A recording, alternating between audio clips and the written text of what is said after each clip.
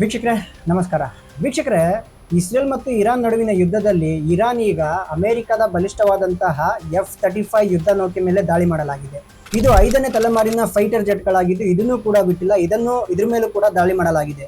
ಅಷ್ಟು ಮಾತ್ರವಲ್ಲದೆ ಇಸ್ರೇಲ್ನ IIFA oil refinery ಮೇಲೆ ಕೂಡ ದಾಳಿ ಮಾಡಲಾಗಿದೆ. ಅಲ್ಲದೆ ತನ್ನ ಶತ್ರುಗಳಿಗೆ ಒಂದು ದೊಡ್ಡ ಮೆಸೇಜ್ ಅನ್ನ ಕೊಟ್ಟಿದೆ ಅಂತ ಹೇಳ್ಬೋದು. ಏನಂತ ಅಂದ್ರೆ, ಇನ್ನಷ್ಟು ದೊಡ್ಡ ಮಟ್ಟದಲ್ಲಿ ದೊಡ್ಡ ಪ್ರಮಾಣದಲ್ಲಿ ನಾವು ಯುದ್ಧ ಮಾಡ್ತೀವಿ ಅಥವಾ ದಾಳಿ ಮಾಡ್ತೀವಿ ಅಂತ ಒಂದು ಮುನ್ನೆಚ್ಚರಿಕೆ ಅಥವಾ ಒಂದು ಬೆದರಿಕೆಯನ್ನು ಒಡ್ಡಿದೆ ಅಂತಾನೆ ಹೇಳ್ಬೋದು ವೀಕ್ಷಕರೇ. ಇದರ ನಡುವೆ ಮತ್ತೊಂದು ಕಡೆ ಲೆಬನಾನ್ನಲ್ಲಿ ಇಸ್ರೇಲ್ನ ದಾಳಿಗೆ ಮೃತಪಟ್ಟವರ ಸಂಖ್ಯೆ 1000ಕ್ಕೆ ದಾಟಿದೆ. ಹಲವು ಪ್ರದೇಶಗಳಲ್ಲಿ ಕರೆಂಟ್ ಇಲ್ಲ. ಹೀಗಾಗಿ ಲೆಬನಾನ್ನ ಪರಿಸ್ಥಿತಿ ಚಿಂತಾಜನಕ ಆಗಿದೆ ಅಂತಾನೆ ಹೇಳ್ಬೋದು. ಮೊದಲಿಗೆ ಅಮೆರಿಕದ F-35 ವಿಮಾನಕ್ಕೆ ಏನಾಯ್ತು ಅಂತ ನೋಡ್ತಾ ಹೋಗೋಣ ವೀಕ್ಷಕರೇ. ಅಂದಾಗೆ ಮಿಡಲ್ ಈಸ್ಟ್ ರಣರಂಗದಲ್ಲಿ ಅಮೆರಿಕಾಗೆ ದೊಡ್ಡ ಮುಖಭಂಗವಾಗಿದೆ.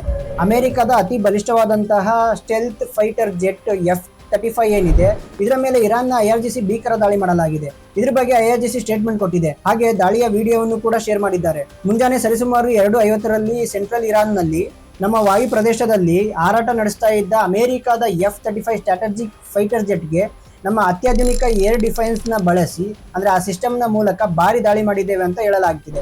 ಆದ್ರೆ ಈ ದಾಳಿಯಿಂದ ಫೈಟರ್ ಜೆಟ್ಗೆ ಎಷ್ಟು ಡ್ಯಾಮೇಜ್ ಆಗಿದೆ ಅಂತ ನಮಗೆ ಗೊತ್ತಿಲ್ಲ. ಈ ಬಗ್ಗೆ ನಾವು ಕೂಡ ತನಿಖೆ ನಡೆಸ್ತಾ ಇದ್ದೀವಿ. ಆದ್ರೆ ಬಹುಶಃ ಈ ಫೈಟರ್ ಜೆಟ್ಗೆ ದೊಡ್ಡ ಪ್ರಮಾಣದಲ್ಲಿ ಡ್ಯಾಮೇಜ್ ಆಗಿರೋ ಸಾಧ್ಯತೆ ದಟ್ಟವಾಗಿ ಕಾಣ್ತಿದೆ ಅಂತ IRGC ಕ್ಲೈಮ್ ಮಾಡ್ತಾ ಇದೆ. ಈ ಬಗ್ಗೆ ಅಮೆರಿಕ ಕೂಡ ರಿಯಾಕ್ಷನ್ ಕೊಟ್ಟಿದೆ. ಇರಾನ್ ವಾಯು ಪ್ರದೇಶದಲ್ಲಿ ನಮ್ಮ ವಿಮಾನ ಯುದ್ಧ ಕಾರ್ಯಾಚರಣೆ ಮಾಡುತ್ತಿದ್ದ ವೇಳೆ ಮಿಡಲ್ನಲ್ಲೇ ನಮ್ಮ ಸೇನಾ ನೆಲೆಯೊಂದರಲ್ಲಿ ಎಮರ್ಜೆನ್ಸಿ ಲ್ಯಾಂಡಿಂಗ್ ಮಾಡಬೇಕಾಯಿತು.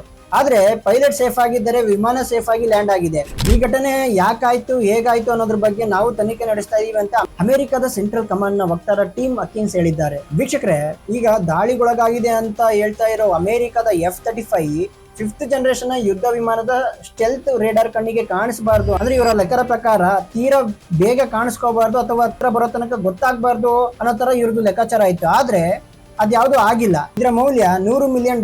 ಇಂಥ ಅತ್ಯಾಧುನಿಕ ಯುದ್ಧ ವಿಮಾನವನ್ನ ನಾವು ಹೊಡೆದಿದ್ದೀವಿ ಅಥವಾ ಡ್ಯಾಮೇಜ್ ಮಾಡಿದೀವಿ ಅಂತ ಇರಾನ್ ಹೇಳಿಕೆ ಕೊಟ್ಟಿದೆ. ಇರಾನ್ ಕೂಡ ನಾವು ಅದನ್ನ ಬೀಳಿಸಿದೀವಿ ಅಂತ ಏನು ಹೇಳ್ತಾ ಇಲ್ಲ, ಅದನ್ನ ಟಚ್ ಮಾಡುವಲ್ಲಿ ಸಕ್ಸಸ್ಫುಲ್ ಆಗಿದ್ದೀವಿ ಅಥವಾ ಯಶಸ್ವಿ ಆಗಿದ್ದೀವಿ ಅಂತ ಹೇಳಿಕೆ ಕೊಡ್ತಾ ಇದೆ.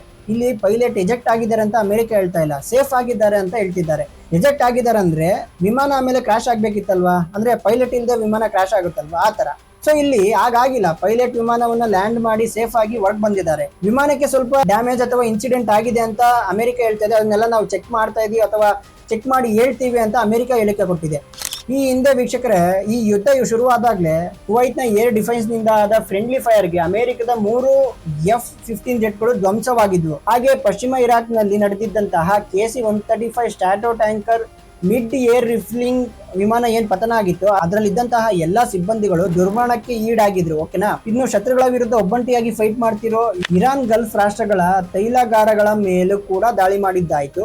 ಈಗ ನೇರವಾಗಿ ಇಸ್ರೇಲ್ನ ಆಯಿಲ್ ರಿಫೈನರಿ ಮೇಲೆ ಕೂಡ ದಾಳಿ ಮಾಡಲಾಗಿದೆ.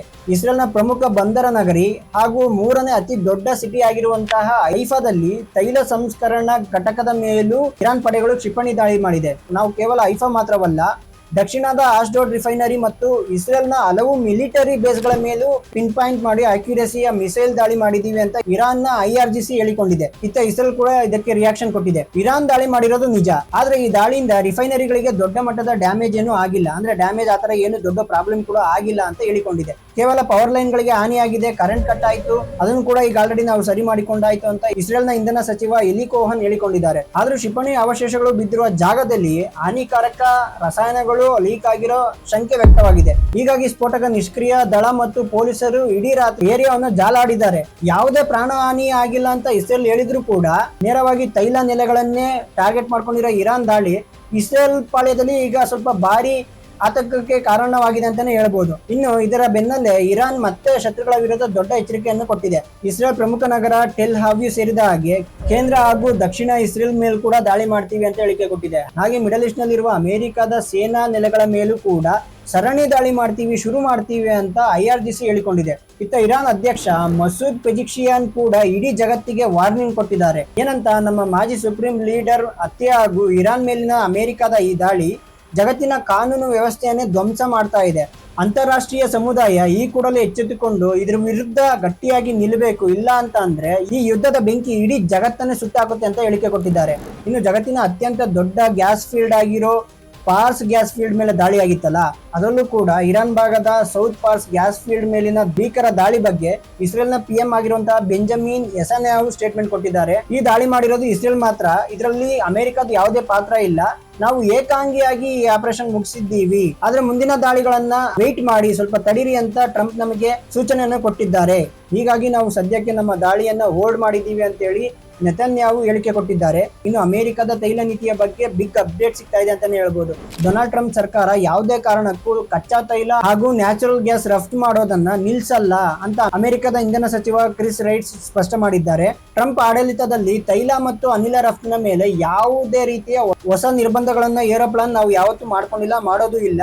ಎಂದಿನಂತೆ ನಮ್ಮ ರಫ್ತು ಪ್ರಕ್ರಿಯೆ ಕಂಟಿನ್ಯೂ ಆಗುತ್ತೆ ಅಂತ ಹೇಳಿಕೆ ಕೊಟ್ಟಿದ್ದಾರೆ. ಮಿಡಲ್ ಈಸ್ಟ್ ನಲ್ಲಿ ಯುದ್ಧದ ಕಾರ್ಮೋಡ ಕವಿದು ತೈಲ ಮಾರುಕಟ್ಟೆಯಲ್ಲಿ ಆತಂಕ ಶುರುವಾಗಿರೋ ಹೊತ್ತಿನಲ್ಲಿ ಅಮೆರಿಕದ ಕಡೆಯಿಂದ ನಮ್ಮಲ್ಲಿ ಸಪ್ಲೈ ಇರುತ್ತೆ, ಯಾವುದೇ ನಿರ್ಬಂಧ ಇಲ್ಲದೆ ಸಪ್ಲೈ ಆಗುತ್ತೆ ಅನ್ನೋ ಒಂದು ಇಂಪಾರ್ಟೆಂಟ್ ಹೇಳಿಕೆ ಬಂದಿದೆ. ಮತ್ತೊಂದು ಕಡೆ ಲೆಬನಾನ್ ನಲ್ಲಿ ಹಿಜ್ಬುಲ್ಲಾ ಟಾರ್ಗೆಟ್ ಮಾಡಿಕೊಂಡು ದಾಳಿ ಮಾಡ್ತೀವಿ ಅಂತ ಹೇಳಿ ಲೆಬನಾನ್ ಸೌತ್ ಮತ್ತೆ ಲೆಬನಾನ್ ಕುಟ್ಟಿ ಪುಡಿ ಮಾಡ್ತಿರೋ ಇಸ್ರೇಲ್ ದಾಳಿಯನ್ನ ಮುಂದುವರಿಸುತ್ತಿದೆ. ಇಸ್ರೇಲ್ ದಾಳಿಯಲ್ಲಿ ಆಗ್ಲೇ ಹೇಳಿದ ಹಾಗೆ ಲೆಬನಾನ್ ನಲ್ಲಿ ಮೃತಪಟ್ಟವರ ಸಂಖ್ಯೆ 1000ಕ್ಕೆ ದಾಟಿದೆ. ಇರಾನ್ ಅಷ್ಟೇ ಅಥವಾ ಇರಾನ್ಗಿಂತಲೂ ಭಯಂಕರವಾಗಿರುವ ಸಾವು ನೋವುಗಳು ಆಗ್ತಾ ಇದಾವೆ ಇಲ್ಲಿ. ಅಂದ್ರೆ ಅಟ್ಲೀಸ್ಟ್ ಇರಾನ್ಗೆ ಪ್ರತಿರೋಧ ಒಡ್ಡಕ್ಕಾದ್ರೂ ಆಗ್ತಾ ಇದೆ, ಆದ್ರೆ ಲೆಬನಾನ್ ಕೈಲಿ ಪ್ರತಿರೋಧ ಒಡ್ಡಕ್ಕೂ ಆಗ್ತಾ ಇಲ್ಲ, ಅಂದ್ರೆ ಏನ್ ಮಾಡಕ್ಕೂ ಆಗ್ತಾ ಇಲ್ಲ. ಇನ್ ಕೇಸ್ ಅವ್ರ ಏನಾದ್ರು ದಾಳಿ ಶುರು ಮಾಡಿದ್ರೆ ಅಥವಾ ಅವ್ರ ವಿರುದ್ಧ ತಿರುಗಿ ಬಿದ್ರೆ ಅವ್ರನ್ನ ಸೇರಿಸಿ ಇಡೀ ಊರೂರ್ನೇ ದಾಳಿ ಮಾಡಿ ಅಥವಾ ಬೆಂಕಿ ಹಚ್ಚುವ ಕೆಲಸ ಅಥವಾ ಇಡೀ ಕಂಪ್ಲೀಟ್ ಆಗಿ ನಾಶ ಮಾಡುವಂತಹ ರೀತಿಯಲ್ಲಿ ಇಸ್ರೇಲ್ನವರು ಲೆಬನಾನ್ಗೆ ಮಾಡ್ತಾ ಇದ್ದಾರೆ. ಇವರ ದಾಳಿಯಿಂದ 2500ಕ್ಕೂ ಹೆಚ್ಚು ಜನ ಇಲ್ಲಿ ಗಾಯಗೊಂಡಿದ್ದಾರೆ.